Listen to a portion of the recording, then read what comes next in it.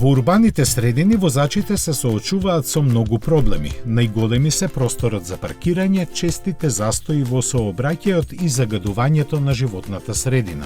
Со цел да се овозможи подвижност во урбаните области во иднина, Рено го основа брендот Mobilize, кој сега го представува прототипот Car Sharing Concept Car EZ1 како прв чекор.